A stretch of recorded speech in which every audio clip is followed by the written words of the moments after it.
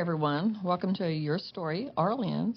We've got a very special Empowering Women segment that we're doing today. And I have two lovely ladies here, beautiful ladies, I should say. Katie, Arthur, welcome to the podcast. Thank you for having me. And we got Suzanne Griffith. Welcome to the podcast. Thank you. I have kind of been watching you all throughout this past year. I know I've known Suzanne longer, but I've gotten to know Katie, and you inspire me. Oh, well, thank you. And I'm sure you do other women too, and ladies, and little girls and stuff, because you do coaching, right? I do.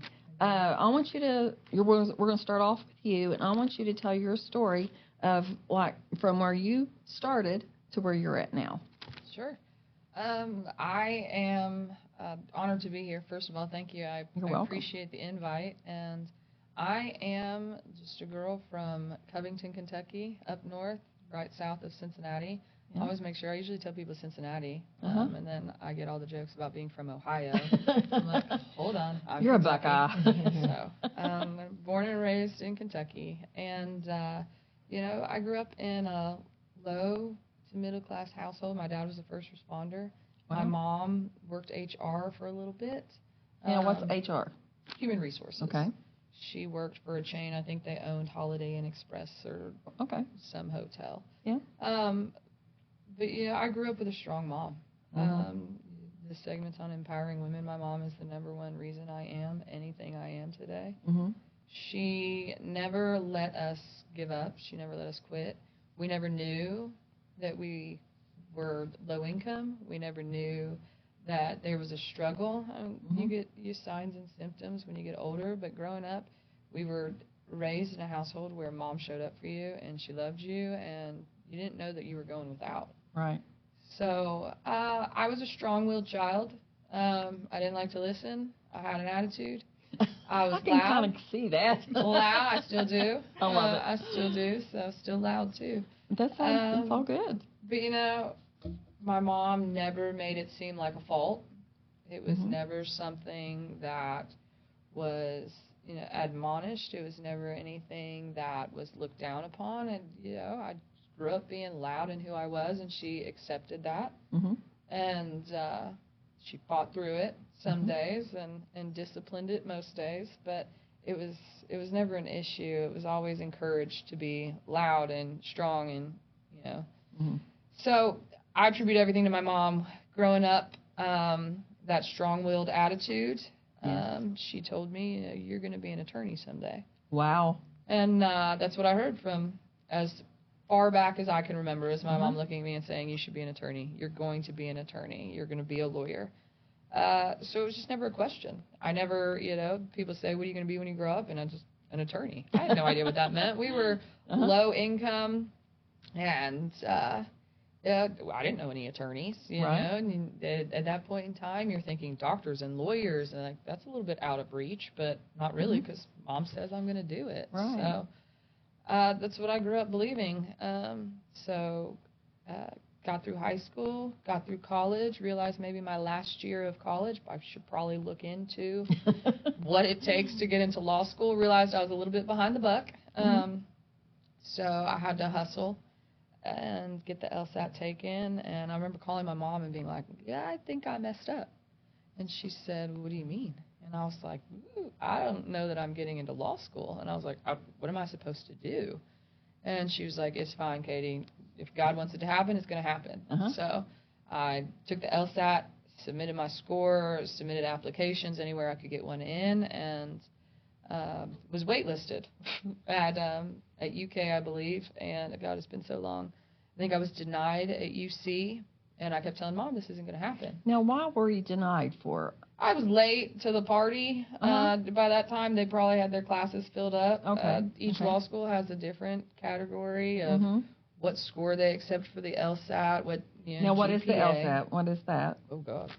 Law school admissions test. Okay, so you have to pass this test to even be able to be considered. Correct. It's like the GRE or the step up from the ACT or the SAT. It's the admission test. So it's just really a critical thinking test, an analysis that you do. It's miserable. It's just another way that they can make you hate your life for about 4 or 5 weeks while you're studying. And so each law school has the different requisites for getting in, and, you know, additional extracurriculars or something like that. So I was denied there, which was fine. I just remember telling Mom, I'm not going to make it. Like, I'm going to have to pick a different dream. And she was like, no, not yet.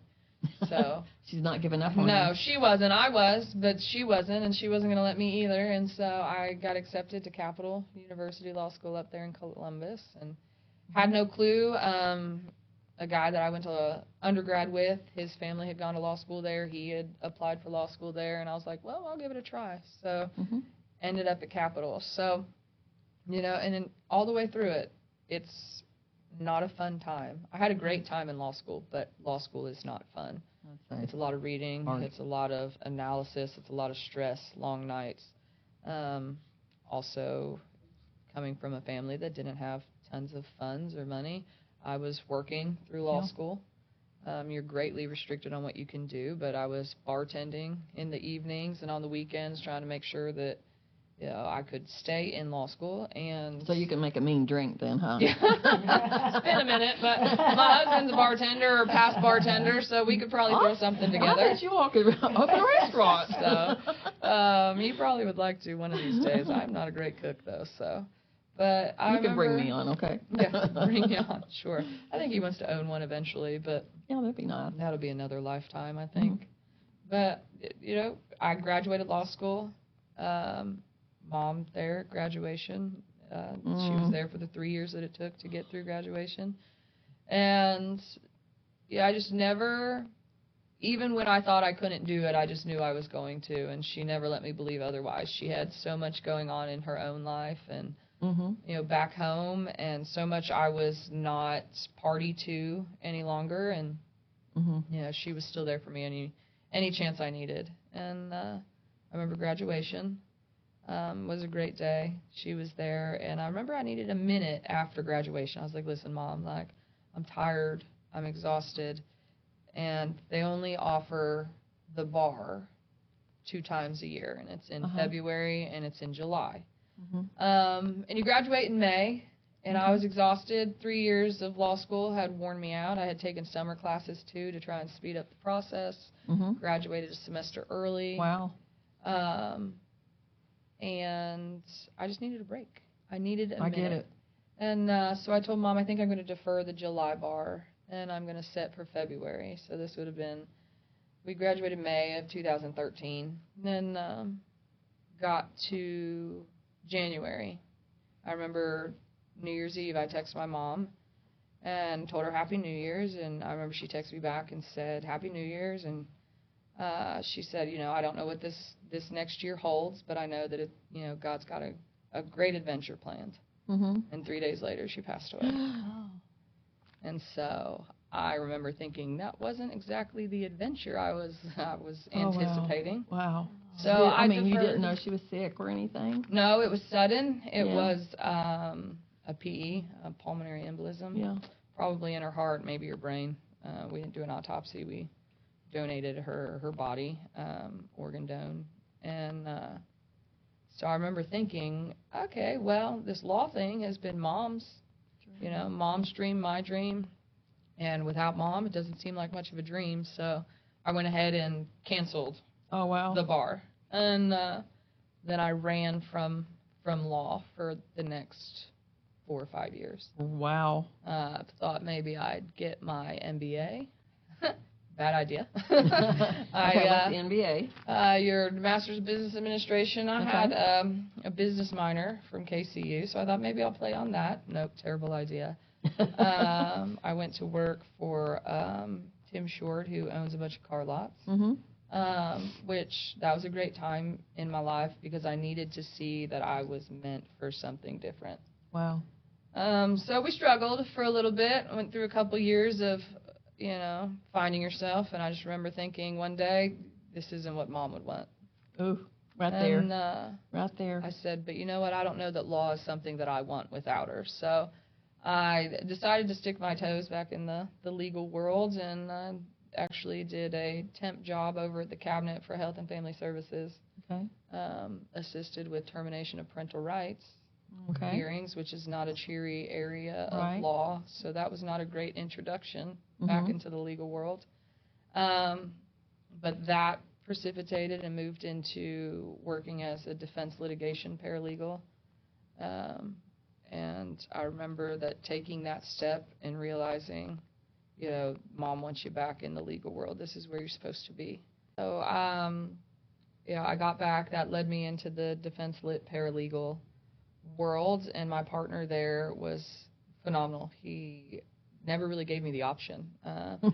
He taught with such genuine concern for me retaining information. It was never, Katie, you are less than, or for asking a question. It was always just such an intent to teach, and that was huge for me, having stepped back into the legal world. And one day he said, I think you need to take the bar. And I was like, no, I think not. And he was like, yeah, I think you need to take the bar. And so there were, a few more little power struggles. But as I sit here today, I have taken 2 bars. I've passed Kentucky and West Virginia. I've awesome. Waived into Ohio, so I have 3 state licensures. I have 3 federal court admissions, and then wow. 2 circuit court of appeals admissions. So, and I would have never done that. I would have never stepped out if I hadn't had Mom encouraging me from 5, 6, 7 years old, telling me this is what you're going to do. So, there's been times that I've questioned it throughout the years, but as I sit here today, my career and who I am is because of my mom being who she was. Yeah, well, that being said, you do coaching also, right? I do. And you coach volleyball, right? I coach high school volleyball. Actually, I coach a lot of volleyball, but it started with high school volleyball. So how has that impacted you as far as the girls that you coach? I mean, are they looking at a mentor from you? Like, the biggest advice I always give them is don't be a lawyer, but then they laugh and you mean it. Go back to doing whatever they're doing. It's an interesting. The girls are great. I've coached for nearly a decade now. I've coached anywhere from middle schoolers up to seniors. I do trainings at the Y, so I see 2nd, 3rd, 4th graders, and it's so fun to see girls enjoying and learning a sport that I dedicated so much of my time. And you think I was a high school athlete, I was a college athlete, and when you have that athlete mentality, when you lose that, law school I was just lost. Like, I had always been the volleyball player. That was where I went to run away from life and deal with stress, or, if you just needed a minute, there was always a sport. And not having that anymore, you had to find, You have to find yourself, don't you? Right, outside of something that you have been for the last 12 years. Amen. I know that. I know that feeling. No one teaches you that. No one warns you that, when you step off the court as a senior, whether it's high school or whether it's at college, or no one teaches you that you're going to do some soul searching. And I mean, you anticipate it because you're growing up and finding your place in the world, but losing that identity is huge. Yes. But it's such a strong identity, and I think there's statistics that show that females that compete in sports are more likely to be the leaders in the boardrooms and in the companies and, high productive CEOs. And so it's great. I coach tough. I coach loud. Some people don't like that. But, over the last 10 years, I've had so many strong females, and that's what I just had a parent meeting the other day, and I told them, listen, we're trying to help you raise strong, independent females. Ooh, I love it. I love that. So that's one of our program goals, is to make sure that these girls, even little things, approaching the coach about having to miss a practice, or approaching the coach about additional playing time, or what we need to do. It's just teaching our girls to have a voice and to identify issues and be able to how to deal with them. Deal with it if you feel like, it doesn't have to be aggressive. It doesn't have to be, but finding, a voice and a backbone to say that I think this is wrong, or let's talk about this, or, help me identify where I can improve. And I think just making sure that our girls feel heard and have a safe space to grow and learn and make mistakes and then grow again, I think is huge. And I think that sports are the best preparer for life. So, I think when you said safe space or a place, that is huge for a woman nowadays, being safe. I agree. And feeling that, it just, it sends chills all over my body, because all women need that. Well, men do too, but women need that more so. I agree. And teaching our girls to vocalize issues and concerns and areas that need addressed, and even just doing a little soul searching on themselves and being held accountable and making it through tough times. I don't think that there's anything that prepares you more for life than sports. Right. And I think agree. That there's so many life lessons that our girls can learn as long as we are holding them accountable and we are giving them identified goals and criticism and solid feedback and everything that comes with coaching. So I don't always get it right, but me and my coaching staff, we do our best to make sure that when they leave our program, we've done something to help them. Ooh, I love that. Out in the world. I love that. That is so inspiring. And Raceland is very blessed to have you. Well, I appreciate that. Very much so. For you to have that strong mentality and to bring that to the court, so to speak, it speaks volumes. I appreciate that. I have been very blessed to have phenomenal humans in my program, both as athletes and as parents. And the parents had to buy in at first when I started at Boyd County. That's a big one. It's a big one nowadays. We all know that.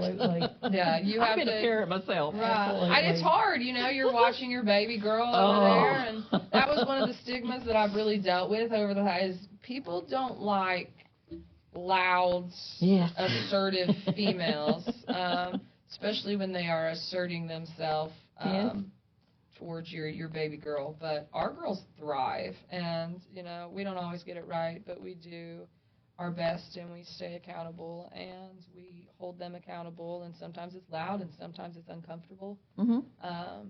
But I think that the records show that these girls are thriving because not solely because they played volleyball for our programs, but because they had that ability to be held accountable, and they learned how to deal with adversity, and they learned how to deal with criticism, and I think that's huge for learning how to just exist in the world.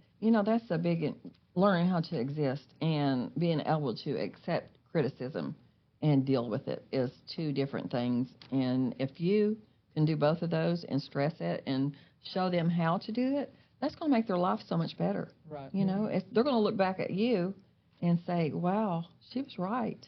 Right. And there's a lot of, when I talk to people and they ask, well, we heard you're a little harsh, or you're this or you're that, and I am able to be tough, and I am able to be assertive, and I am able to do everything that I am as a coach on the court because my girls know that I love them.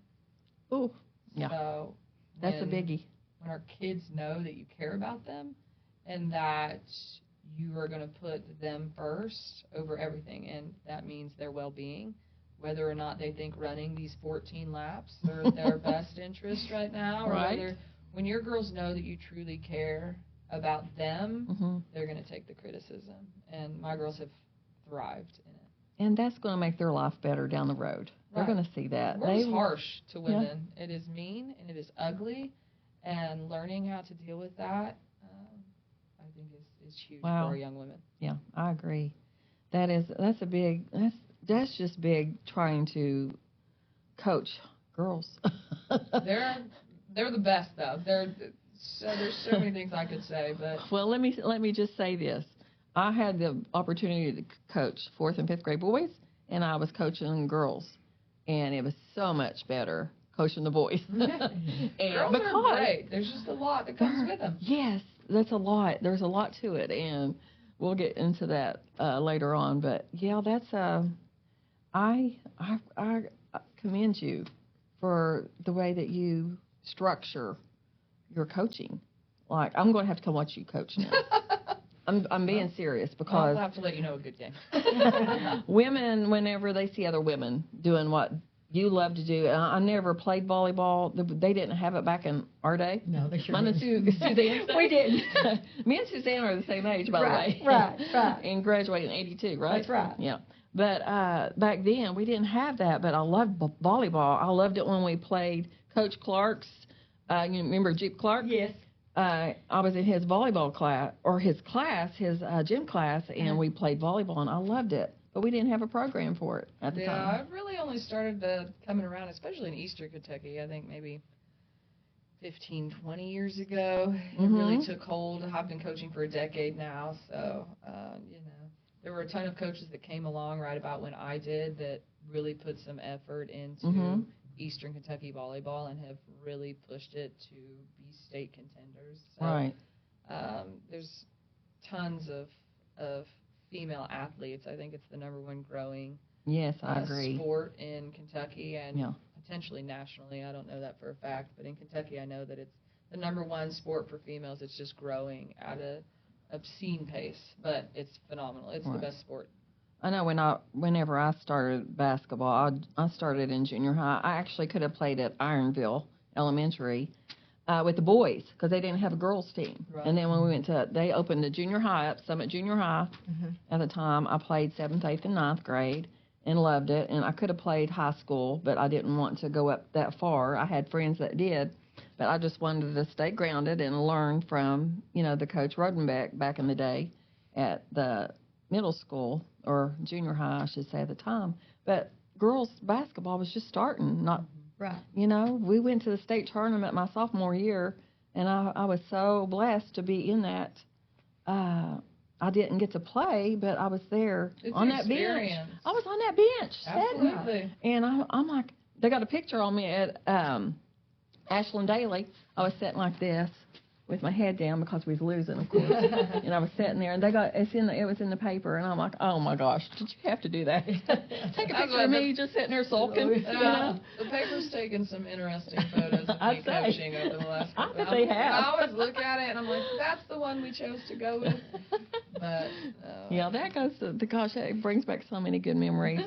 But it's so advanced now, and the technology that you can use too, is overwhelming at times, but you've got a great story. Thank you. That's one reason I wanted to bring you on, just because I knew a little bit of your background, and I've done a little research, and I know that can help other women that is coming up in the world. I bet they're going to want to be a coach. They're going to want to be an attorney because of you, and that's a big impact that you can have on these young ladies. Coaching is phenomenal. It's given so much to my family. When I started coaching, I was a newly, almost single mom, I think. It was in the works. And so I don't have family around here. My siblings are all in central Kentucky, and closest one is 2 hours away. So I didn't really know anyone. Didn't have a support system here. When I started coaching, that gave both me and my children the most phenomenal humans. Now, do you have any little girls? I have one little girl. She's actually plays in her first volleyball game tomorrow. Yay! Awesome. How old is she? She's 9. 9? That's awesome. She's there you go. super excited. I thought I was going to have to miss last week. It was a whole timing issue, and she was very distraught. But we are happy that her first game is tomorrow. So awesome. She will be playing tomorrow. So you've got that little girl looking up to you now. Yeah, me and my husband kind of had a disagreement about that because I was like, if she wants to play, I think I'm going to get her lessons. Yeah. And my husband looked at me like I had 3 heads. And he said, you're going to pay someone to teach this kid how to play volleyball. And I was like, 1,000%. And he said, why? And I said, because she is my child. And Lord, there you go. There is nothing that I can say that is right by that now, child. Is he insinuating you know how to play volleyball? Why don't you teach her? Oh, yeah, he's insinuating that the awards hanging on the walls means that I can coach my own daughter. But and no, I said, while I can coach lots of people's daughters, my child is different. Me made over. So she is strong, and loud and independent, and she doesn't care to tell you Mm-hmm. where to go and how to get there. I wonder where she gets that from. So she does some of my trainings at the Y, and she quickly decides that Mom doesn't know what she's talking about. Oh, I went through the same thing with my daughter whenever I coached. She was in a junior varsity, and I was the head coach for the junior varsity at Rose Hill at the time. And it was I think that was my struggle, because she was on the team. And it was like, Mom, you don't know what you're talking about. She would back talk and do all that. And I'm like, so it kind of drained me. You teach them to be so strong and loud and outspoken and independent, and then they start doing it with you, and you're like, maybe you should stop. It was hard, I have to say. It's hard to coach your own child. Yeah, I think we'll get there. I think eventually, if I stick with it, for the long haul, I say that after a decade, but if I think I stick with it, that she will come around to maybe Mom knows something. But of course. Right now, she should be coached by someone else. I don't blame you one bit. I feel you. All right, we're going to move to Suzanne. Okay. Barker Griffith. Suzanne Barker Griffith. And there's a reason that I've kept my maiden name in there, and that's because I don't have a middle name, because my mom always said when I became a professional one day that she wanted me to keep my maiden name. So that's why Suzanne Barker Griffith. Now, I grew up in Westwood, and my mom has always worked minimum wage jobs, and my dad's retired from the Air Force, but they always made it clear that us 4 kids were going to go to college. And we did. I have a brother who's a retired teacher. I'm a retired teacher. I have a sister who's a physician's assistant. Oh, wow. And then I have another sister that's a retired mayor. So I think that we've all done well, and we've done right by our parents. So I'm happy about that. Suzanne, can I interrupt you a minute? Yes. Now, was your mother at Gateway? Yes, my mother was at Gateway. I knew it. I knew it. My mother was at Gateway. That was your mother in the office. Yes. And she'd be on the register sometimes too, right? Yes. My brother worked at Gateway. Oh, my kicks. Yes. Oh my gosh. Yeah. So I'm sitting there. I'm putting 2 and 2 together here. I'm like, that was your mother at Gateway. Yes, that was my mother at Gateway. I didn't know that Mike Hicks was your brother. Yeah. I didn't know that. That's my brother. Well, it's a small world, isn't it? I know, but okay, continue. Okay. Because I had to put that out there. I'm like, okay, that was her mother, I do believe. Yes. Because you all look alike too. Yes, that was my mother, and thank you for saying that. But we grew up there in Westwood, and one of my early experiences with my mom was her having a bunch of neighbors come over because they were going to get sewers in Kendall Acres. And through all that civic engagement, and they would go to meetings, and they had petitions and all this sort of stuff, we ended up getting sewers in Kendall Acres, and that meant that it didn't smell so bad in the summer. Exactly. So anyway, that's what kind of figured out over that, and I was firsthand to all that because the adults would be talking and the kids would be hanging on to, kind of every word there, because we had a ton of kids there in Kendall Acres. Oh, yeah. It's a great neighborhood to grow up in, by the way, and I still live there. Mm-hmm. But anyway, so that happened. But when I went to high school, I was able to work in the special education room some, and I loved it. We could either go to study hall, work in the office, or help in the special education room. Well, I would love to work in the special education room. So that's what I became, was a special education teacher, and I did that for 38 years. Wow. And I'm so happy I was able to do that. But definitely my early beginnings were there at Fairview High School. And I loved my career. I loved being a teacher. I just loved it. But right now, I would consider myself to be a retired teacher and an advocate for the community. Certainly, I work on the Kentucky Power things. You can see me often at meetings, like at the Boyd County Fiscal Court meeting, and they've been really good to work with. I know one thing we did was we had some sidewalks put in there in Westwood and some lighting, and that was a really big deal because we had never had that before. Mm-hmm. And we've worked with getting some abandoned homes down in Westwood, and I'm still going to continue working on that. But anytime that I have a concern, I will bring it up to the fiscal court, and sometimes they take action on it, and sometimes they don't. But what I figured out through all of this is you have to speak up or nothing gets done. Amen. But they've been really good to work with, and I do appreciate them, so I want to say that. So anyway, that's where I'm kind of at in my life right now. I'm a retired teacher. I want to be a public advocate, and I don't want to get obviously paid for anything because I like to do what I want to do, and I like the freedom to say exactly what I want to say Right. and exactly what I want to do.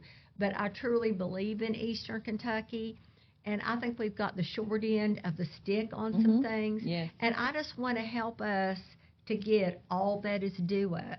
Now, I'm going to give you a statistic. Okay. One thing is, since COVID, now Eastern Kentucky has 16% of the population in Kentucky. Okay. But since COVID, we've only got 5% of the state parks or the state money for economic development. And I'm not okay with that. Right. I'm truly not. So anyway, I've been reaching out to some people about that and hoping that we can get more money in here because we need jobs. And one thing I know as from being a teacher for 38 years is that economic development in the home matters. And we have got to have economic development. So I'm 100% about that. I'm on board with that. So now, how do you, what are you talking about as far as the economic development? What would you like to see? Well, one, I would locally, I would like to see more things go in at East Park. Yes. A couple years ago, I wrote an op-ed because nothing was going on at East Park. And meanwhile, I'm working in Ohio teaching, and I'm seeing so many good things go on at the Point. So I wrote an op-ed about really that nothing was going on out there. And anyway, I think that sparked some conversations or helped some conversations along. But we have a lot better things going on right now at East Park. The Ashland Alliance the Ashland Alliance has been dissolved, but they really just kind of weren't doing what they needed to be doing all the way. But we have some other things in the works right now, so I'm excited about that. I write legislators a lot. So anyway, I just work on different things. One thing that I'm working on right now is House Bill 137. This is kind of off topic, but it's the coroner's bill because in Kentucky our coroners aren't getting paid a standard rate of pay. And if anybody knows Mark Hammond, I seen a little bit about that, and I'm like, what? Is that all he gets paid? Right. He doesn't get paid that much compared to the others, and that's a very hard job. Why? Because in 1998, they standardized all these other salaries for these county positions, but not the coroner. And my thing is if we want good coroners with good qualifications in this day and age, then we have to pay them. Exactly. And I think it makes our community stronger when our public officials are paid fairly. I'm just saying paid a fair amount for their knowledge and experience. So anyway, I have written about that. I've also written one lately to all of the state legislators about securitization. And securitization is when our public utility companies can bundle expenses together and then have a bond about that. Well, they had a new bill out about that said you don't have to worry about how it impacts the ratepayers, and I'm just not about that. So anyway, I ended up writing every state legislator. Only 2 got back, but that bill hasn't made it up the chain yet. And when it does, it's 5:35. I will be in 5:35. We'll be watching for it. I will if it lands that hard. And anyway, I just really feel like that people have to be involved in our community in Eastern Kentucky. And don't be afraid to, what I would say to people is don't be afraid to show up to meetings, to speak your piece. I know at the Boyd County Fiscal Court, I've been going now for 8 years. I've never seen them turn anybody away. You can only talk for 5 minutes. But it's like at the city commissioners meeting too. You got 5 minutes to talk. And what I do, Tammy, is I call it bringing the receipts. If I have an issue, I will have it well researched. And I will have everything in a notebook or a folder or something that I always leave with the officials. I always make my points. In fact, I usually read from a page because I'll go point by point, and I make every second of that 5 minutes matter. And I've been able to move the dial on some things, and I've been really happy about that. And I just think it's part of being a good community citizen to do that, and that's what I want to do in my old retirement years. Is I want to be a good community citizen and an advocate for Eastern Kentucky. Let me ask you this: I know you're in the Democratic Party. Yes. What are you in the Democratic Party in our area? Yes, I'm on the executive committee, and then I also involved with the Democratic Women's Group. One thing that I've been involved with is free busing on Election Day, and this has been a point of contention with me a few years ago.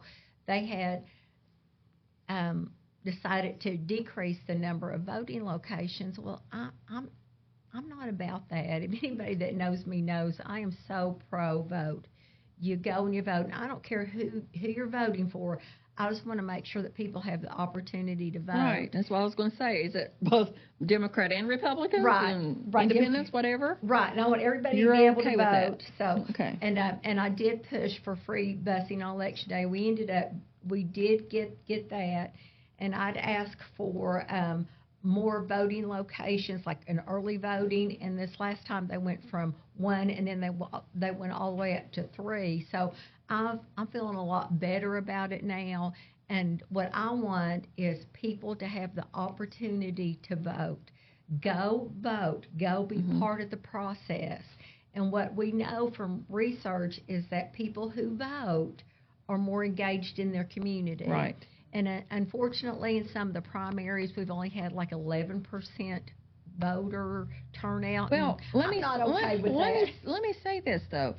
Okay, in the primaries, you can only vote for your party. Right. Correct. What if you like the other party? I mean, just happen to say, oh, I think this is a better fit than this one. Right. We don't have open Why primaries. Why can't we do this? Right.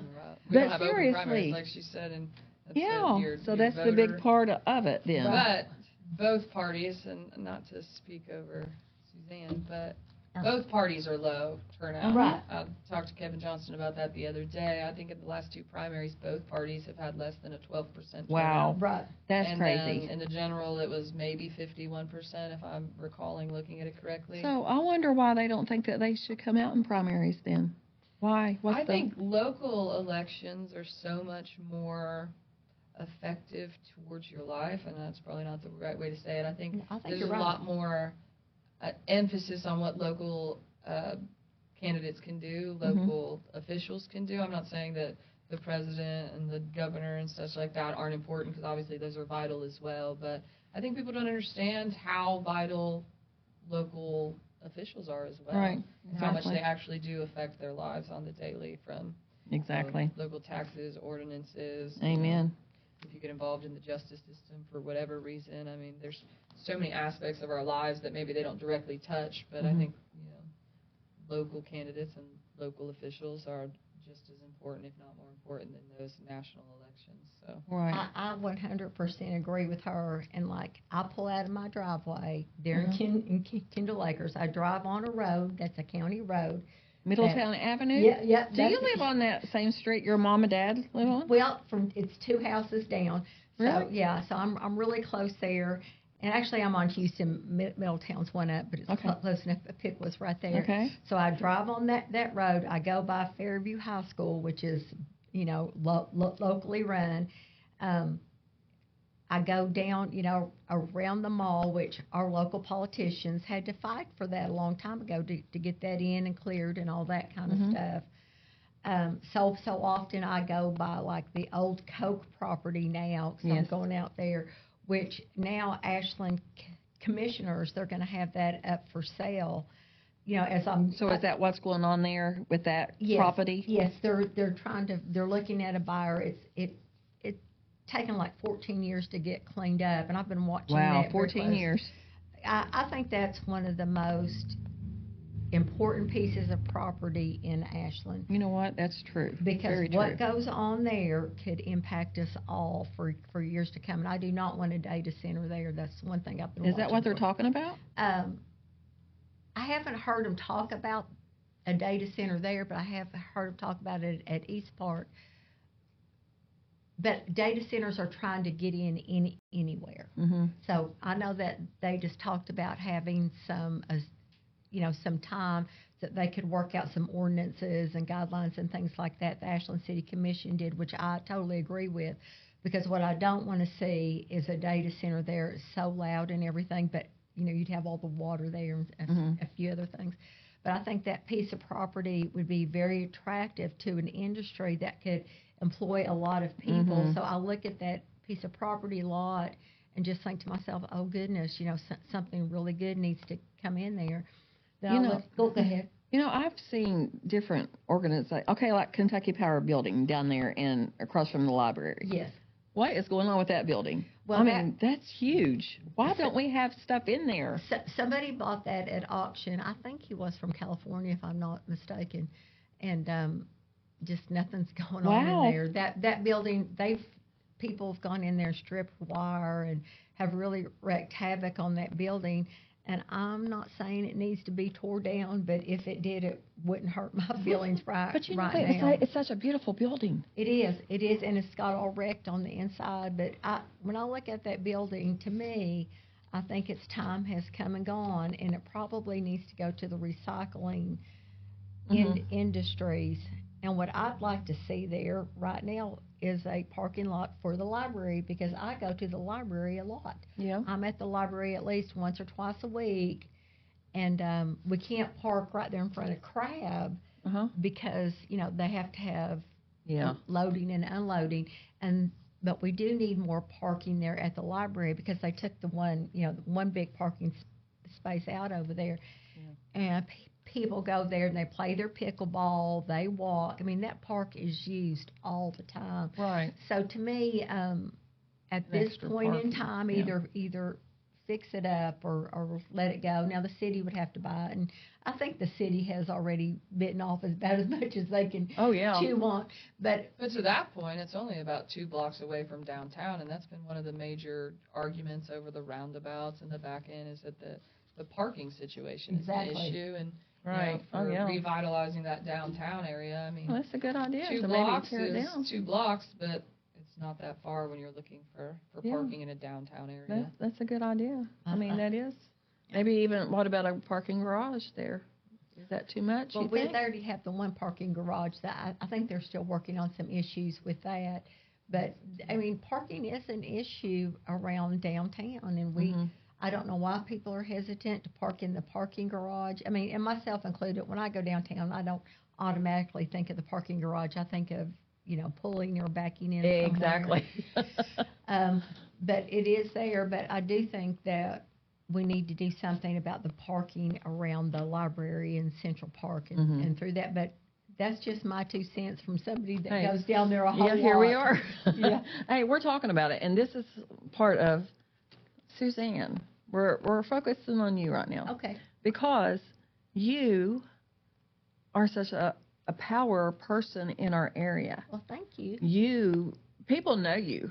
Like, well, thank you. Especially on the podcasting and stuff now. Your things is shared so much. What was it, Michael? 70-some thousand on that one where you're sitting there talking, telling me 80,000. That the what is it? The CEO of AEP makes $13 million. Yes, $13 that million. That one has like went crazy. But you're voicing your opinion and what you feel like is right, and that's what women and people, just not women, look at. And I commend you for that too. Well, you just do you go overboard, I think, sometimes, just because you are a big advocate for what you believe in. And I love that. I love that about you. I really love Eastern Kentucky. And I'll tell you, I love Ashland, and I love Westwood, and I love Boyd County. And part of me thinks we've got the short end of the stick on a few things. Yeah. And I'm not okay with it. It's time to bring it to our area. Exactly. And if there's anybody can do it, you can do it. Well, thank you so much. But in the meantime, I'm worried about sidewalks and lights and things like that too. I know. All those little And details. I mean, you're out there and you're showing people that you've got a voice in all this, and we can too. Everybody can do that. Just not women, men. Anybody can get out there and say, "Hey, let's do this, and let's make it happen." And that's the key. Make it happen. Exactly. You can talk. You can sit here and talk all kinds of bull crap if you want, but making it happen is different. I think that's the best part is that she's explaining all of the things that she's brought to attention, and then she slides by. We've got some things done. Yes, This woman is making mountains move. That's right. And she's trying to slot herself. That's what I'm saying is she was telling you everything she's asked for, and then she slided. Yeah, I'm getting it. She got a little quieter when she said, "We got some things done." Well, we did, but I appreciate. And I want to say this: I appreciate the Boyd County Fiscal Court. Now, sometimes Eric Cheney, sometimes we don't agree. But guess what? It's okay. We do a lot of times too. Yeah, it's okay and that you don't. And even when we don't agree, he listens. Mm-hmm. He listens, and even when they're not necessarily wanting to take whatever information I have for them, I leave it anyway. Yeah. Because that's how you get things done is over time. If you just keep showing up and presenting, then there comes a time when the power has to say, you're right on. And this. Everybody knows you for that. Yeah. You're out there. You're pushing it. And I think it's huge. She says she does her research before she starts. So I've never heard Suzanne speak without facts and her receipts. Exactly.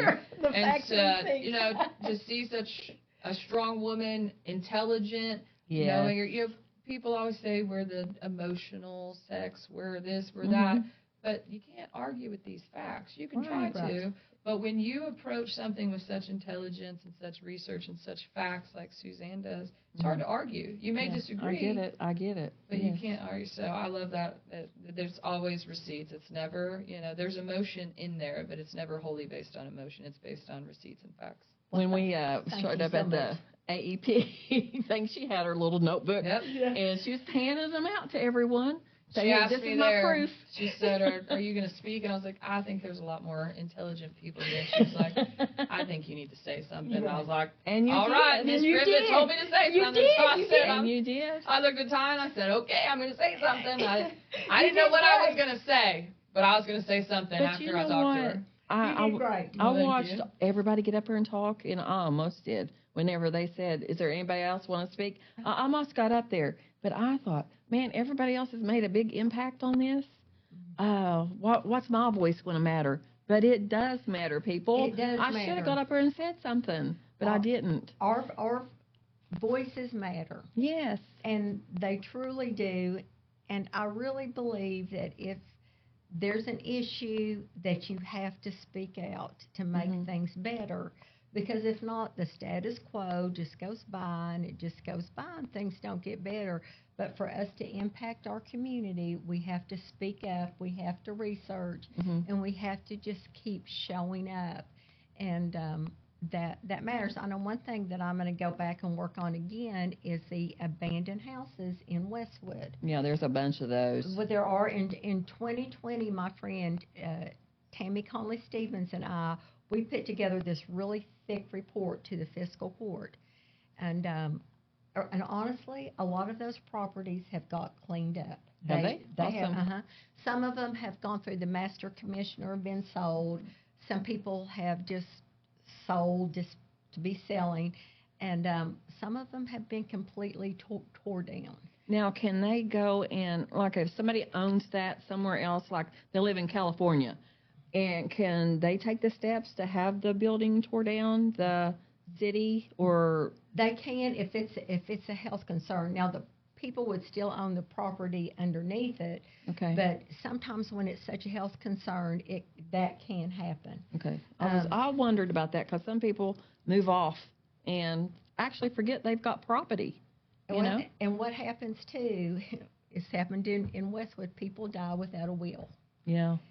And then there's a whole process there. But meanwhile, when all that process is going on, especially if the house wasn't in good shape before, then the roof starts to go. Mm-hmm. And once the roof starts to go, really just the whole place starts to go. Mm-hmm. And then varmints start getting Yep. in there, and it gets really bad and nasty. And in Westwood, we had some, I will say, that became drug houses. Yeah. And that's not good. And we had one abandoned house, about a year ago, that caught on fire.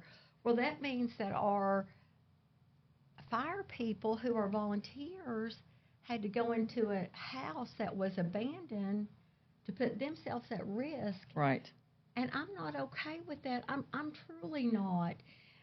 And another thing is that it brings down the property value of all that kind of stuff. Mm-hmm. But more than anything, we need houses in Westwood for our families. Right. And we've had a few that have been, actually the property was sold, and they've been able to be rehabbed and fixed up, and now they're family homes again. Mm-hmm. And that's what I remember Westwood being, is a place with family homes. Right. Now, Ashland, they've done a real good job. I think they've taken down about 100 houses. Oh, wow. Really? Yeah, they've done a real good job of that. And once again, it's people die without wills. Mm-hmm. And that needs to be addressed, too. We had somebody, like the lady that came and picked up that thumb drive a while ago. Uh-huh. She contacted us about doing a will, like a reading of the will thing, and for a funeral. Okay. And I'm like, and the guy was going to talk about things, how he wanted things, and what he wanted to say at his own funeral. I like it. And that's what we said. I We like said, it. why not?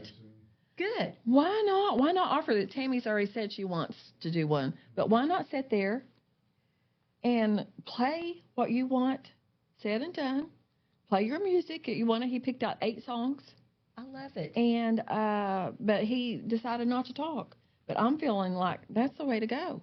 Why not sit there, let your voice be heard at your funeral? I think so too. And my point of all this is make sure that your heirs know that where this property's going to. Yeah, exactly. What's going to happen with that? I know we've had one place. It was right across from the elementary. This is how I got involved, as at Fairview Elementary, right across the street. There was a horrible abandoned house that was just falling apart, and I'd go by that house all the time, Tammy, and think to myself, these kids are getting in and out of there, and it's not good, and all this kind of stuff. And that was the first fiscal court meeting that I went to. Like I said, me and my friend Tammy went. We didn't know the ins and outs, and I will be very honest with you, neither did Eric Cheney at that point, but we got it figured out, and that house is down. Awesome. And to me, that was just a huge victory. We also had another piece of property that I won't say this people's names. One of the biggest drug dealers in Westwood had a horrible piece of property. Well, that property has been cleaned up now, and a new, beautiful family home is going there. See, that's what I love. I do too. I love the success stories, but we have to really encourage the success stories and make that happen. Put And so I'm it out there. Put it out there. And so what I'm going to do is I'm going to update that report. Yeah, that's a good idea. That we did, and they said they would. But I also want people to know what the process is of getting a hold of these abandoned properties. And when something goes on the master commissioner list, I want people to know what that process is. That's one thing I don't think is talked about. You probably know more about that than I do. What that process is and how to get a hold of some of these properties that have just literally been abandoned, because our families need them really. A lot of it stems from delinquent taxes as well. Yeah, so it does. The delinquent tax. Right, and whenever that is, and then they can take over, right? Right. Well, the delinquent taxes the taxes are initially held by the Boyd County Sheriff, and then they're sent over to the county clerk, who then gives them to the county attorney, who is supposed to then collect on the delinquent taxes. Okay. So if they don't collect on that, then what happens to the property? it sets. It just sits. It sits. Okay. So that's another podcast in itself. Right there, talking about stuff like that. We've talked about a lot of stuff here, and this is about empowering women, and this is what I'm talking about. You You are out here working, doing all this, making it happen, girl. Well, I try to do everything that I can. And I'm proud of the progress. I'm that proud of you, Westwood too. Westwood has I'm made. proud of you. Well, thank you. Okay? But And thank okay, you. wait a minute now. You are trying to put it all on. Listen, this is about you, Suzanne. Well, thank you. And Thank you. embrace it. Thank Embrace you. it. I We love you. Thank you so much. We love you, Katie. We feel like that you both are doing wonderful things in this world. You are inspiring other women and guys, men too. It's just not women, but you're very inspiring. To just get on Facebook and see you're doing something else, I'm like, yes, you go, Suzanne. I do all that, especially now that I'm retired. I have more time to do that. Oh, kind you've of got all stuff kinds I of really time like. now, don't you? And Yeah. I'm the same way. I'm retired too, and I'm not retired. Yeah, I'm You not say you're retired. retired, but you're not really retired because you're doing everything else. Well, that's stuff I like to do, and I really just want to improve Eastern Kentucky, and especially, and I love Westwood, Ashland, and Boyd County, because I think we are in such a lovely community. Like she's talking about coaching. Mm-hmm. People have the opportunity to do things here. Yes. Absolutely. I lived in Lexington for 8 years, and we decided to move back here Mhm. because the high schools were 2,000. Mm-hmm. Didn't Rick do some kind of coaching for Kentucky girls? Yeah, he coached for Kentucky women's for basketball team for 5 years. Yes. And then he coached at Paul Lawrence Dunbar, the women's team, the girls' Uh-huh. team there. But we Yeah. did that for when we Yeah, were that's in what I Lexington. thought, But I heard. we didn't want to stay there. We really just didn't feel like it was what our kids needed. But here's what I know about people playing on a team. If you give a kid an identity, you give them a whole lot. Mm. Because they're That's going to big. find an identity. I can big. guarantee you that. They're going to find one, Absolutely. and you might not like it. Yeah. So, and I've heard parents like fuss before about the cost of cheerleading and anymore the cost of baseball and volleyball and all this kind of Mhm. stuff. And from my experience, those are the best investments that you can make is in your kids. And you know what? With the economy the way it is too, people don't have the funding for it. I understand that to Right. a certain point. So that's where we need to come in together as a community and help these kids.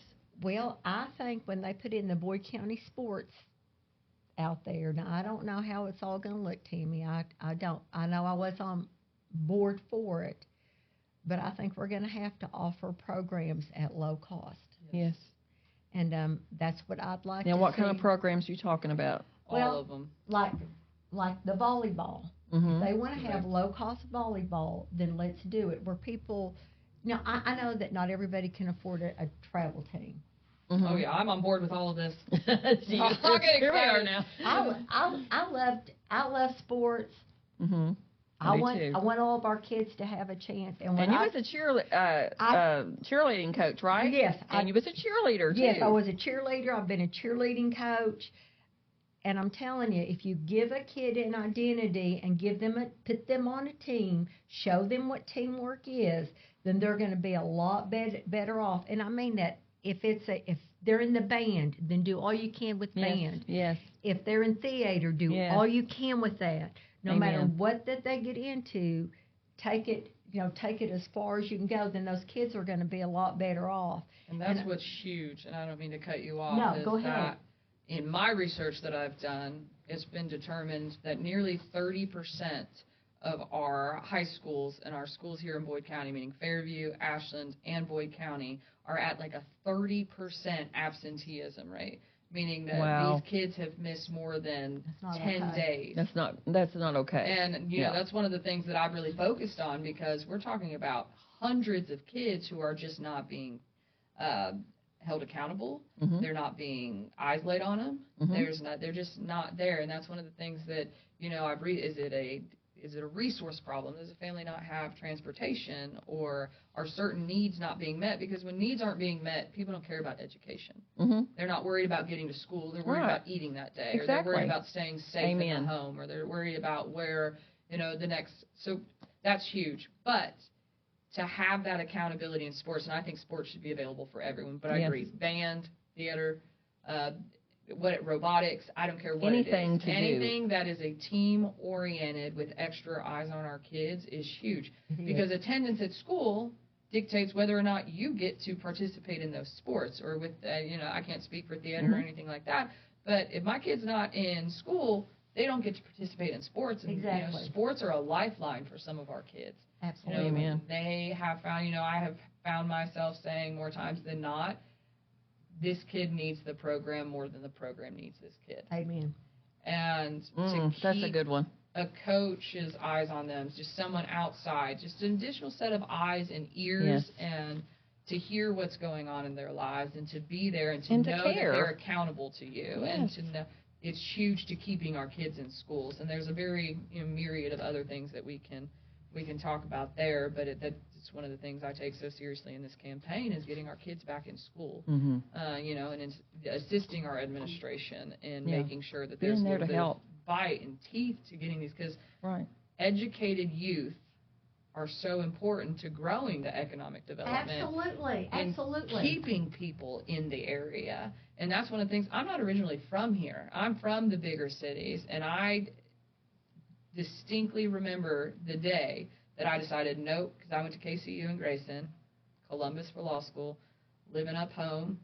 And I remember the day when I looked at my mom and said, I'm going back to Ashland. Oh, wow. And, this is where I chose to be, and this is where I chose to have kids, and this is where I chose to get married. And I married an Ashland boy, and I turned him from Tomcat to Boyd County there for a minute. And, but, I chose to be here, and I think that's huge, and I'm so passionate. She talked about, making it affordable. I hope and I pray that when that sports center comes, it's amazing. I coach an AAU team, just a travel volleyball team, and we will go. Last weekend we were in Columbus at a 28-court facility. Wow. 28, and you had 10U to 18U playing throughout that weekend. Wow. And just, you're talking about 10, 11 girls on each team, and we're talking about 24 girls in each age group, and you're just talking about the sheer amount of youth that you can touch through this sports center that they're putting in, and, making sure that it's affordable. We ran a nonprofit, a club, an AAU ball for the longest time, me and two of my good friends, to make sure that travel ball is affordable, because sports is the great equalizer. It shouldn't matter. Amen. Shouldn't matter how much money you have or where you come from or what your last name is. It should be who's going to come out and show up on that court and, dog it out and work it out. And, I think sports have become so monetized that it has to be an affordable option, especially in Eastern Kentucky. That's what I'd like to see. I would like to see 1,000% the fiscal court get behind that, and make sure that it's not just the select. With all the elite teams and the select team, that I don't want it to be the doctors and the lawyer kids. I want it to be every individual. I don't want people scraping by to make sure that their kid can afford a jersey. It's just not. That's not what sports. So that's where we need the programs brought in to help these. This is not what sports is supposed to mean. The sports is supposed to be the greatest equalizer there is. That even playing field, and so I hope that sports center and I didn't know there was a sports center. The management company and everyone that's coming in recognize the demographics of our area, and realize how important it is for our youth to be involved in something. And if that means you're going to take a little bit of a pay cut on that bottom dollar, it's so worth it. Yeah. Well, what I say is when you give a kid a ball, you give them a whole lot. And that's exactly what I said over there at the fiscal court meeting. I mean, this been years in the making.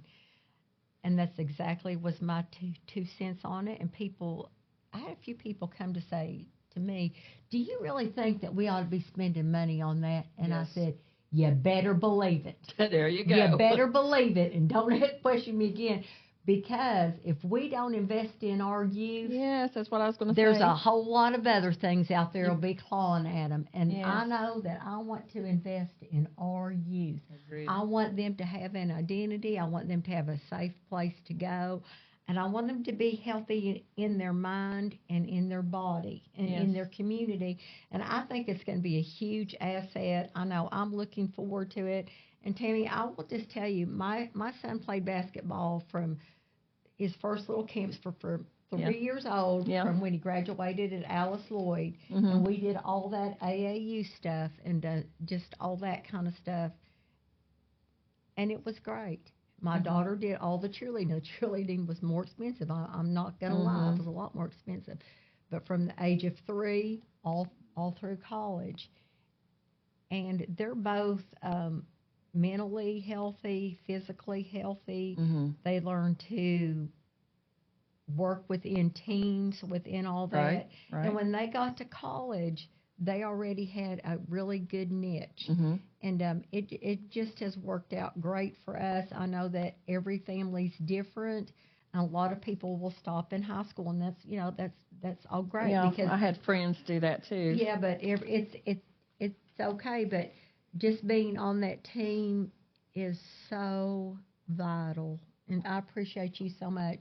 They said my daughter-in-law coached with Katie's, and Molly would talk about what a great person that you were all the time and everything, and how much that she enjoyed that. So I appreciate the opportunity, and I know that she just loved you to death, and I appreciate that. Well, that's what I love. I love 7%, I think last statistics, 7% of our high school students go on and play high school ball. Or college ball, excuse me. Okay.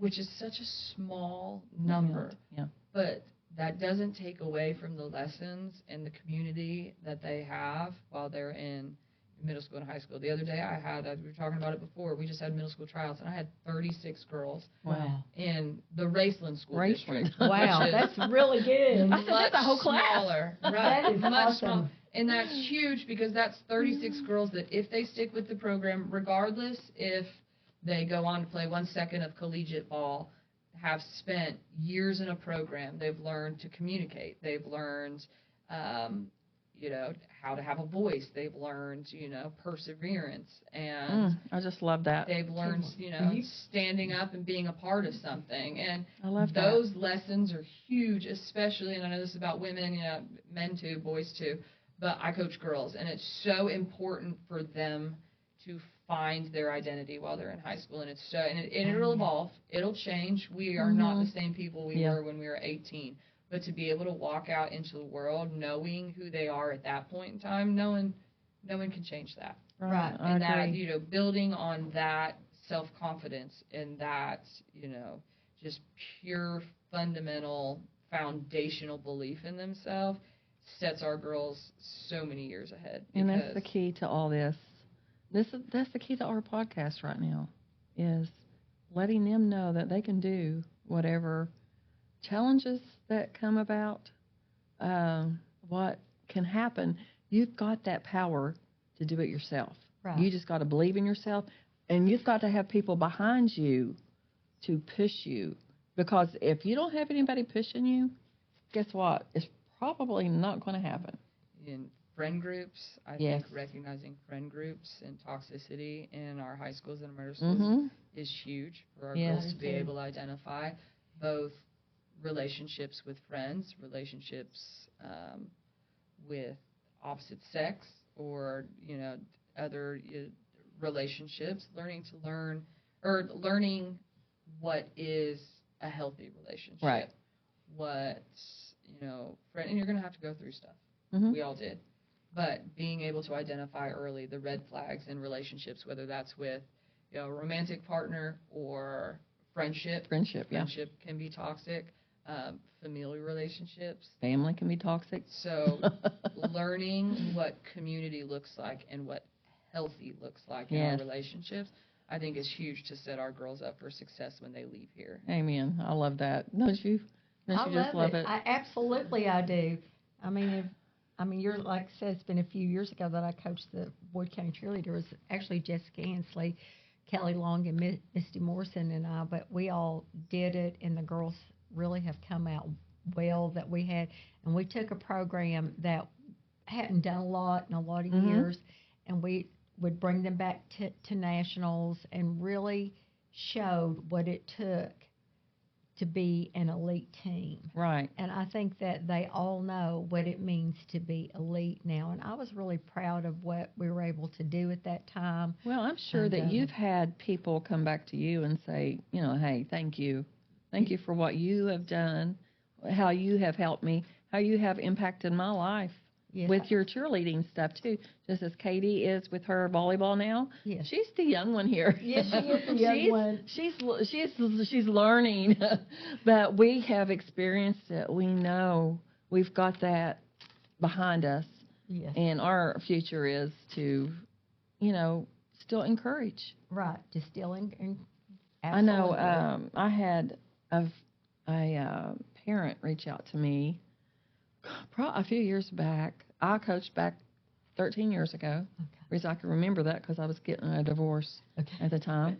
And I've been divorced 13 years tomorrow, actually. But she reached out to me. It was her son that I coached and thanked me because she said he still talks about me coaching a boys team, and he was so proud of that. And I'm like, really? I mean, so I would have thought that boys would be, oh, that's a girl. She don't know what she's talking about. Right. But they actually listened. Good. When I'm talking about, because the girls wouldn't listen on the junior varsity, but my daughter was there too. So that was a little, you know, we've talked about that a little bit. I understand that. But thank me for that. And I'm like, you know what? That made me feel so good.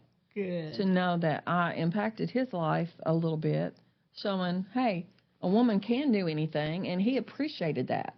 That's a great story. That's great. And I think that's great too. I think it's normalizing females in positions of power. Yeah. And, you know, they just recently let KHSAA brought in boys volleyball, and we don't have it locally. Some in the 16th region do, up in Fleming County and stuff like that. I know, that's one thing I never thought about. Their varsity programs, those coaches have stepped in and started coaching the boys. And it's just normalizing that women are here and we know what we're talking about. Around this area, you hear girls volleyball.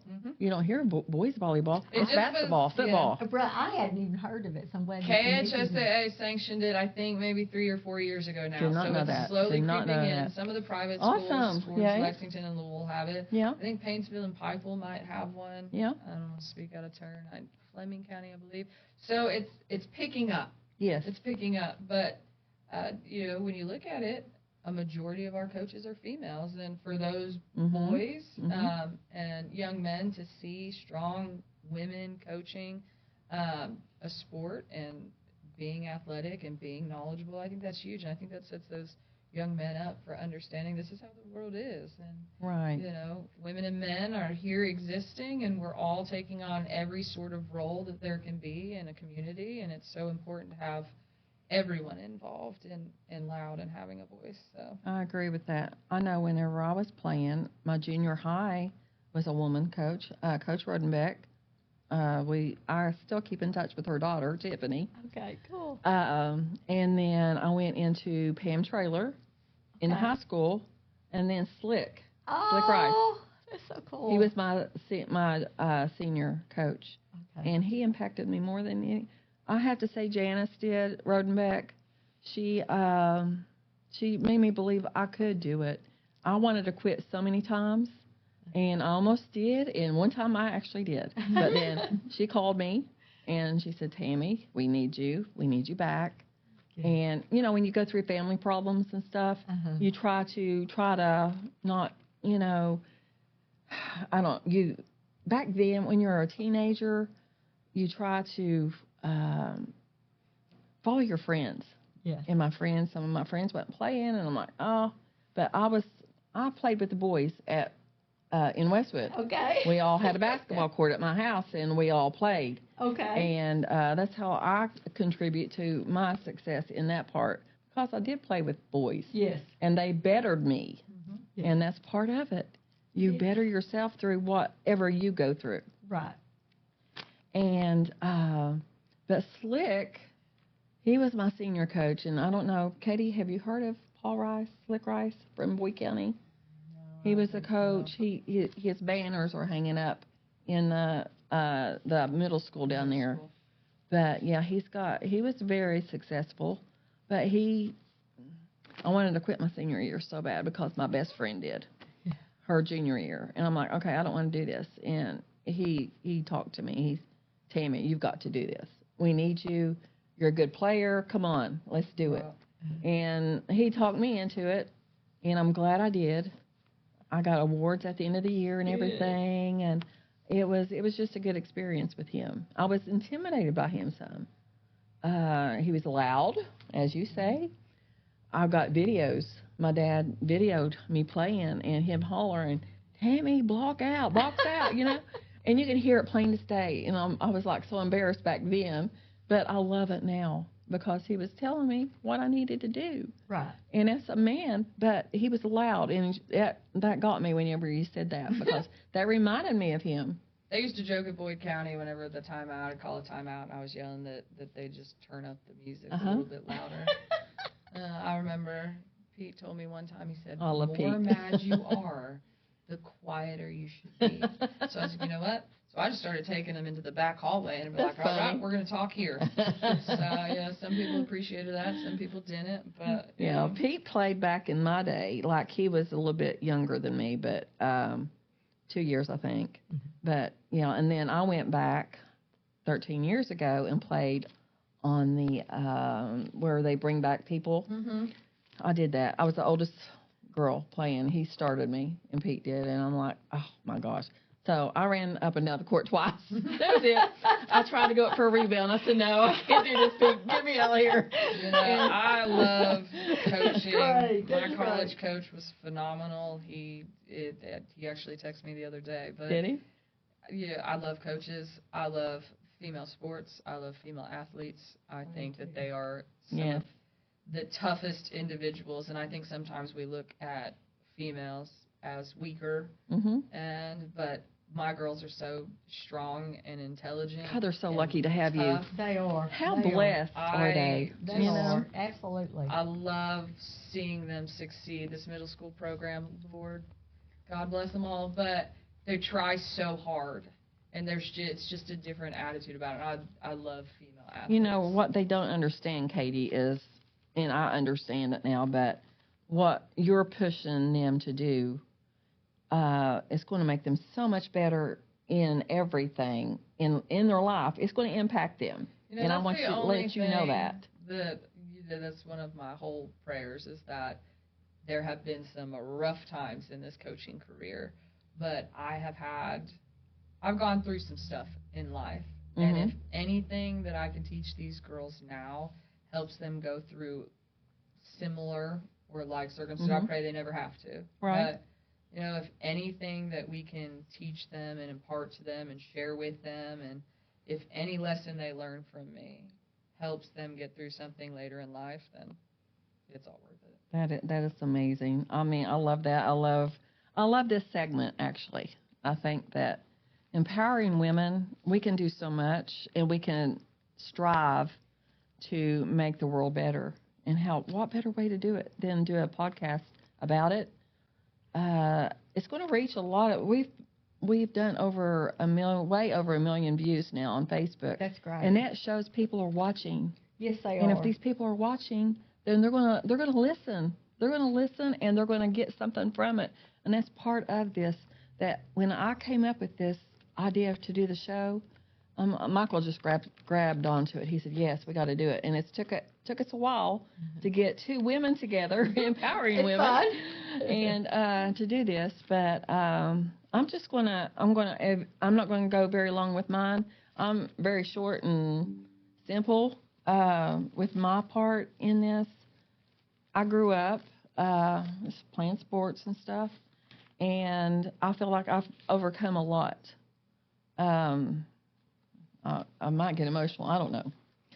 But in high school, you know, we have our ups and downs. And then I graduated, and then I got married at 20 and didn't go to college. I wanted to be a nurse, but once I went to orientation and they told me what I had to do, I said, no, I don't have the stomach for it. So I backed off from that, and I got married, and then got divorced, and then went through my 20s, was a train wreck. Didn't know what I wanted to do. I worked at Value City Value City. I went and traveled with them. I mean, I've got some things that I have done. I worked for Frito-Lay. I was a route sales manager there. I loved my job. I loved what I done. I supported myself And that's Good. the Important. key to that. I done it myself, and I showed that I Absolutely. could do it. And then I met Tom, my daughter's dad, and I kind of like, okay, we had the Giovannis, and had 5 of them all together, and kind of went into that business. I got pregnant right after, well, actually, I was pregnant when I got married. Didn't know it till afterwards. But with that being said, I went through, I still worked for Frito-Lay for a while after that, and then I went into the family business. Okay, going into the family business when they already own that business. Not whenever you're married all these years, you put your heart and soul into it, and then you get divorced. What do you do? That was where I was at. And that being said, I got alimony. I lived the life for a while, and then he gets sick, and he gets cancer, and he passes away. What do you do then? Right. I didn't know. Guess what I done? I laid down for a little bit. I'm like, okay, I can't do this anymore. My life is over, Didn't really invest in myself. And that's the key to being a powerful woman, is investing in yourself. Amen. You got to invest in yourself to make things happen. So everybody knows, most people know me. I do baking and cooking. I've always done cooking. I learned from my mother years ago. I was always in the kitchen. And I started doing some sweets and stuff when he was sick because, we kind of knew, he wasn't going to make it because he had the aggressive cancer. And I started doing that, and that kept going and kept going. And I'm still doing it. I'm still doing my cakes. I just sewed several yesterday for the near future, and candy. I'm doing all that. But I had to make a way. Yes, you did. And what am I going to do, So that's what I done. And I got jobs because all I had done for 20 years besides the Frito-Lay was food, Giovanni's. And I went to the diner. I worked there. Everybody loved the cooking there. I got my home cooking out that way. I worked at Gab's Grub for a while. And then I went to Grant County Detention Center. My son-in-law got me on down there. And I was just a part-time cook. And then I worked my way into being over the kitchen, the supervisor. Like, that was the big job. You had to do everything. Yeah. So I done that for a couple of years, and then I have said, Larry Pancake took over and changed the jail down there altogether. And I really appreciate him and the opportunity that I got, because he could have very well got rid of me. He believed in me. That's good. And that was a biggie, girls. When people believe in you, when he comes and challenges you, he challenged me. Larry's a big, he's into politics, he's into singing, he's into all of it. Yes. And everybody knows him. In Nashville, he's big there. He is. And for him to come to me and say, Tammy, I believe in you, and I know you can get this budget down. Our budget was crazy. And I did. I worked it. And I proved to him, I proved to fiscal court, they thanked me, and I proved to myself more than anything. And to my daughter, too, because I wanted her to be proud of me. I wanted my kids to be proud of me, Mike and her, that I can do it. And I did. I walked in there and didn't know much about anything. I'm thinking, a jail? I'm working at a jail? Come on now. This is Tammy Grant here. But I did. I went in there and I swallowed my pride. And I learned more girls there than I have ever learned anything. But Good. You know who my mentor was in all this? Who? My daddy. Good. Is my dad. He believed in me. He always told me, he called me Sadie. That was my nickname. Uh-huh. He said, Sadie, you can do anything you set your mind to. You just got to believe in yourself. And when me and Tom got divorced, he was a little upset because he knew that I'd be taken care of. Yeah. But now that we was going through a divorce, he said, okay, things are changing now. Because when he walked me down the aisle, I'll never forget it. He looked at me before we walked down. He looked at me. He said, Sadie, always watch this video, because we was having it videoed. Back then, it was a big time to have it videoed. Oh, yeah. Watch your video. Watch your video of y'all getting married, and keep that in mind if you're going through hard times. And I did. I saved it, and I went back and looked at it and stuff. But it's not what it was then. Right. It's what it is now. And I learned from that big time. But he was my mentor. He showed me that I could do it. And, you know, he worked hard at Armco for many years, and he died of Alzheimer's. Down to the day he died, he was going to work, you know, even though he'd retired. Wow. And that's another segment we would like to cover, is Alzheimer's and all that, because I know all families are affected by that. Absolutely. They're affected by that. They're affected by the addiction problem that we've been covering, recovery, all that. So I feel like we're doing big things. You are. It's really good. And it's really good. I feel like that. I hope and pray my grandkids will be proud of me one day. Well, absolutely they will be. This stuff matters. These are topics that need to be discussed within our community, and we don't change unless we acknowledge, discuss, and improve upon. Yeah, a lot of people want you to just brush it under the rug. They do. They want you to ignore it. Yeah. And every time you talk about any topic, it brings it back to the surface. So you all are doing huge things. Well, I mean, and that's what I'm proud of. That I'm proud of Michael on all he's done, and he's been through a lot. That's just a podcast on itself on how he has changed his life for the better. He's wrote a book too, and it'll be hopefully published soon. We've got it all ready, and kind of helped him a little bit, not much, but that was one thing we kind of done together, and it's inspiring.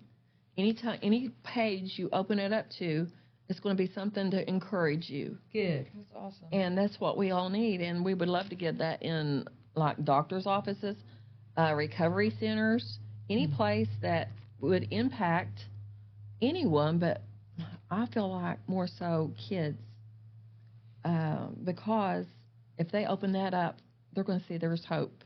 Right. And hope is a big thing. And I said this earlier, safe. Safe is a big word. I feel like that word can make an impact on any kid's life. And if you're safe, then I think you're going to make a difference in all this. So that's my take on it, ladies. Well, I think that's a pretty good take. I do. Yeah, I think that, you know, there's so many things that we go through in life, and you may never understand why, but I think there's always a lesson. I think that, you know, down the road you're going to start seeing, you know, and reaping the benefits of all the hard things that you went through in life. Were they fun or were they comfortable? No. But, you know, I think that there's a purpose in going through those, and, you know, sometimes the purpose is to learn, some it's to redirect. Sometimes I think, you know, so many times we want life to be easy, and that's just not what life is, and to be able to persevere and not give up. And, you know, it's okay. That's what I told my girls yesterday during conditioning, like, this hurts. I hated that. This hurts. Oh, God, I hated conditioning. It's not fun. It's uncomfortable. And suicides. Oh, my gosh. You can rest, but you can't quit. Right. And, you know, to understand, and, you know, that's what I have told myself for decades. You can rest, but you can't quit. Right. And so no matter what you're going through, you know, at some point in time, you know, I'm not saying good comes from everything bad. Right. Exactly. But there's always a lesson, or there's always something on the other side. The lesson part is the big thing. It is. Like, because you have to grasp that. You have to acknowledge it. You've got to say, okay, this happened. Now, where do we go from here? Right. We move forward. Just as I talked about, what do I do? Yep. How do I make a living? How can I impact other people too? And that's what our part is with this, the podcast part of it, that I feel like is good. We're impacting other people to be able to come out and talk and tell people about your life experience, others that's going to be on here in our future.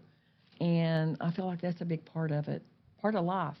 Well, a topic that you don't have to put this on there, but that I'd like to cover is, I know that I've been through a big weight loss. I know you've been through a big weight loss. Yes. I mean, I've been working out with Tabitha Pritchard and some of the girls over there, and they're, more my age. But I think that a topic of, even at our age, Tammy. Even at our age, yes. And especially at our age, it's worth it.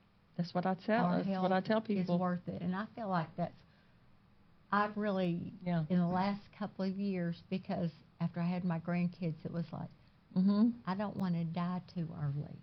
I know. Sure. I mean, I've said that too with Michael. My Well, mom I don't died. mean to chime in on that one, but I feel like, if you ladies are comfortable, that's the key point to that. I think that society is kind of putting this weird thing where, like, He hears it from me all the time, ladies. He does. Yeah, it's where, like, I'm like, oh, I'm old. I feel run down. You look great. but she looks amazing, and She does. I've gained 30 pounds of my 96 pounds I lost. but I think You that there's look too many people 30 that pounds. see That's that okay. and they think, oh, I need to lose weight, and it's like because of a society thing. It's like you do not. You are healthy. You are comfortable in your own skin. That's what we need to get to. That's what I love about him. Normalizing being comfortable in your Very own skin. encouraging. And that's exactly what we need to get to. Yeah. And I think it needs to be discussed. It does. Yeah. Especially at all right. Now, my mom died of a heart attack at 62. See, Oh, wow. I'm 61. Mm. Suddenly.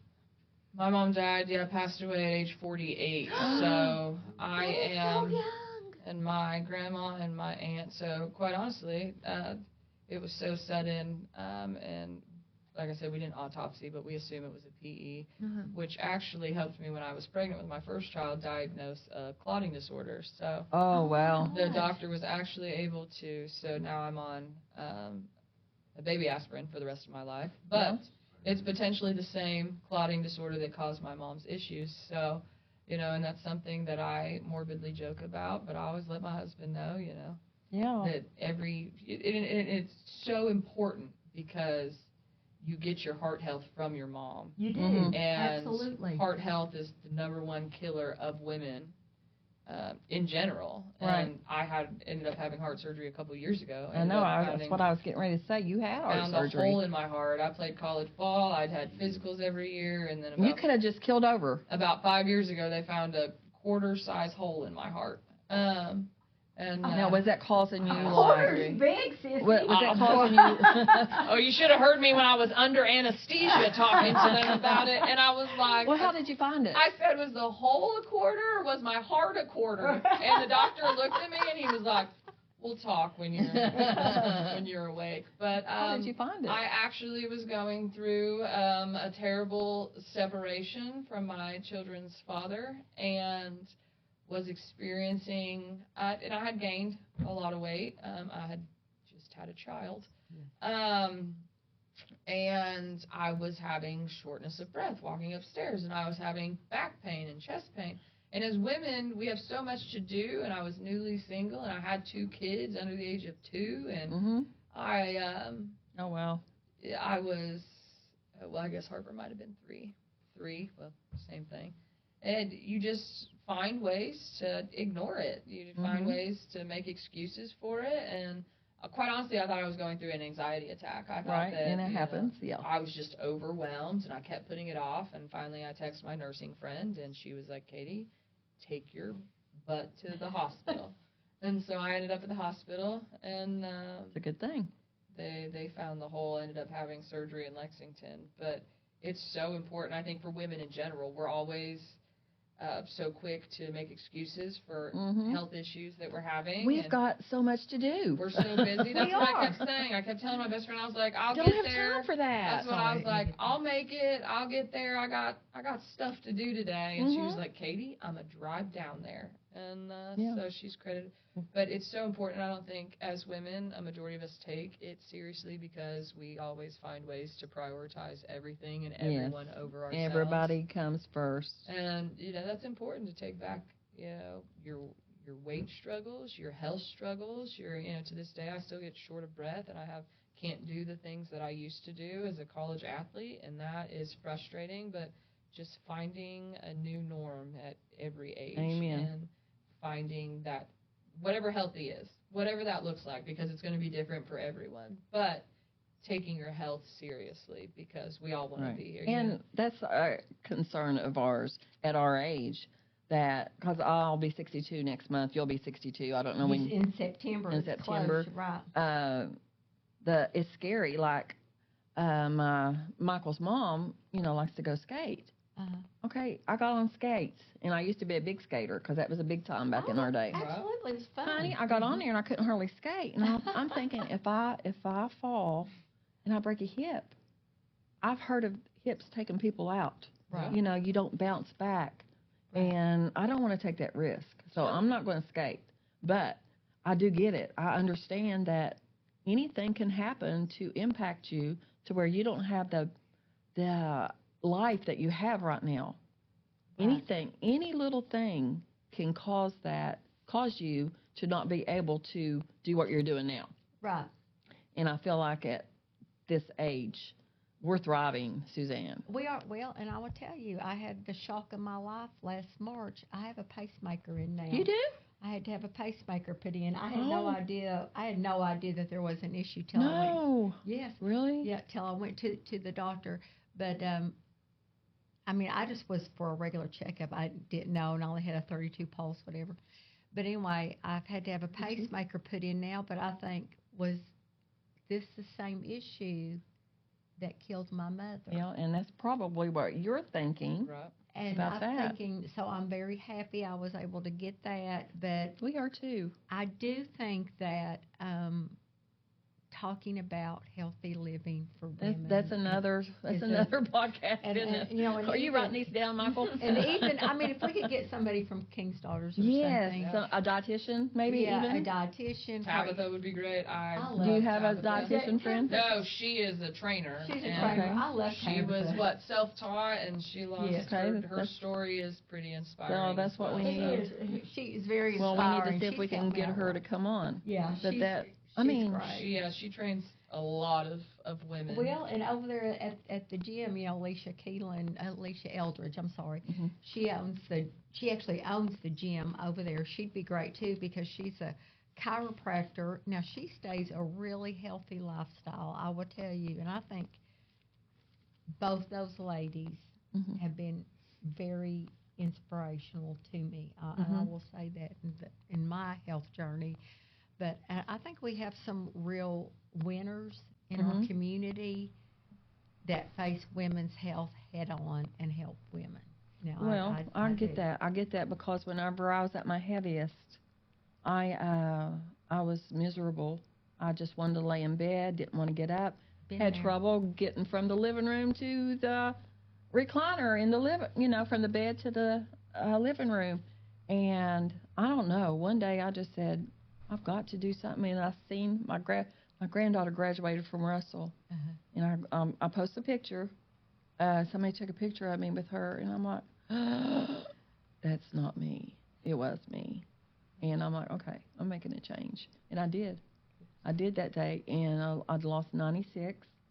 I've gained 30 back. Well, but I feel good, but I want to get back down to where I'm comfortable, and I was trying to get at a unrealistic weight for my age now. Right. And my height, and it has a lot to do with it. Yep. I was a size 4 at one time, and I thought I had to be a size 4.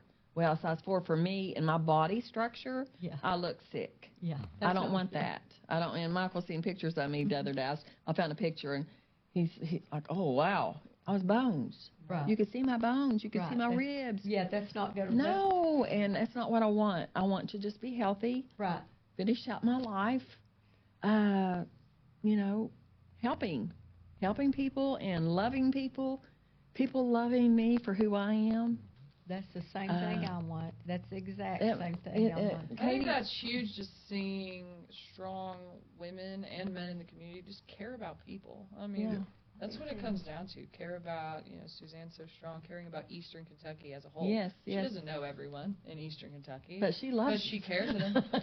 She cares about everybody in Eastern Kentucky. But I care about us. You're out here, you're doing everything that you can because you care about people, and I think that's so huge, and I think that comes through with people, and it's so identifiable. It just attracts good things, good people, and I can't stress that enough, in that what I've seen in my life, you're not always rewarded for caring Amen. about people, but that's not why you do it. But you know what? Whenever down the road, when you pass away or whatever, and I was talking to Michael about this earlier, your legacy, what you leave behind is the big impact, and that's what I want to prove to everyone, but just my family. I want them to say, hey, I'm proud of you. When I retired, I made a little life change in my life, and I started, that's when I started my weight journey. I'd already started it, actually, and I had lost a lot while I was there. But I want people to know that, you can do anything you set your mind to. Absolutely. And I want my grandchildren and my great-grandchildren down the road to be able to look back at our podcast and say, that's my mama. Well, Tammy, Grandma. you're doing it. I know you guys are impacting our community, and to me, that's what it's all about. And I know, just like at the Black History Museum night you all were there doing the daggum thing. And wasn't that a wonderful... We was there what now? You all were doing. And you know what? That was such a great night, wasn't it? Was. Yeah, we got to dress up and everything. I love... We was big. I love that event. I think it's such a worthwhile cause. And really, I think that is the... I would say the social event of the Ashland season, to tell you You know the what? truth. It probably was. You're right. I think so too, and I get into all these old newspapers. That's another thing that I do. I love to read old newspapers. And Ashland, if you would look at us 80 years ago, 100 years ago, or really even 60 years ago, we used to have a lot more big to-do events. Mm-hmm. Yeah. But that somehow has slowed down, and I don't understand why. But I like to see that stuff come back because, we all paid $100. Well, let's do it. Yeah, and then it all went great because they got the contributions that are so needed. Everybody got to have a good time. The food was great. I saw people I hadn't seen in years. Me too. Everybody looked so nice and pretty and just all dressed up. And it was just so much fun, and it was just so good. And it was just for a great cause. And I'm thinking, we've lost that in our community somewhere. And we need to bring it back. Yes, we do. We need to have events like this because it does bring people together. Right. I think there's only 2 events that really bring out that kind of people, like, the whole, where you get to dress up, have a good time like that, and that's Dancing with the Stars. Yeah, and that just happened. That just happened too, recently. didn't it? Yes. And we missed that. And that event right there with the CB for people Knuckles. to come out. And I think, you know what? I think our Paramount can do some things there too. Yeah. I think They bringing used them to in. have one of those every year, and then somehow, I think around COVID, they stopped doing that. But they need to start having that again. But I like That's a good stuff. idea. Shout out to the Paramount being back. Yes. Yes. Yes, we want you all to get this started. Absolutely, absolutely, they do. It'd be fun. So. Okay, so we've covered a lot, ladies. We have. A whole lot, and I've enjoyed this. Oh, I have too. I'm I going to think it's ask you all a question, and I'll ask myself too. Okay. Katie, if there was something that you could have told your younger self to do, and what would the change be that you would have asked yourself? What would it be that you could have done differently or wanted to do differently?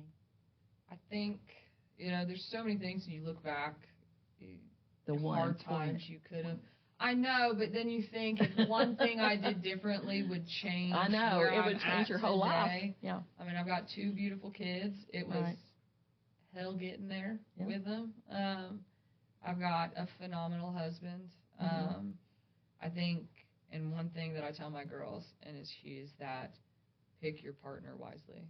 There you go. Because Right for there. so many years, I had such low self-worth. Ooh, that's a big one. And that showed in my There you go. relationships. There you go. And, can't change it because I wouldn't have 2 beautiful kids without it. Right. But pick your partner wisely. That's good. That's a good one. I love it. Well, I think just in raising my 2 kids, I would have said yes more. So oftentimes when they would ask me something, I would say no before I really thought through it. but the grandma in me says yes a whole lot, and it's so much fun, and I just love it. But with my own 2 kids, I would have had more patience, and I will apologize to them now for not having the patience as I always should have. And I would have said yes more. Those are the 2 things that I would do different, and I know that about myself. I think with mine, I would have worked less. Worked less, me too. Because Me too. I engulfed myself in Giovanni's. I was there when people will tell you, anybody that was in and out of there, I was there. I'd be there at 9 a.m. and sometimes I'd be there at 1 a.m. the next, Wow. open to close. Because when you own a business, you got to be there. Yes, you do. And Tom had been in it for so long, he was burnt out a lot. So I pretty much was in the restaurant part of it. He was in the back part in the office and stuff. He'd do his 2 or 3 hours and be gone. Yeah. I was there, and I chose to do that because I loved interacting with people. Yes. And I loved to be there, but then my kids, I should have. I was the basketball mom. I was the mom doing everything, but I wish I would have took more time to focus on some things that I wish I could address now, but I would prefer not to. But that would be a change that I would make. And it's for anybody that is going through things. Mm-hmm. Think about your life. Think about how you can change and have an impact on other people's lives. It's not all about you, but what you throw out there is. Exactly. And people will notice that. So, hey, this has been a great podcast. It has been. Thank Ladies, you for having me. I have enjoyed this so much. I have too. I have too. Thank you for having me. This is Thank you. this is your story, Arlene's. Bye. Everybody say bye. Bye-bye. Bye-bye. I've really enjoyed this, ladies. We talked about a lot. We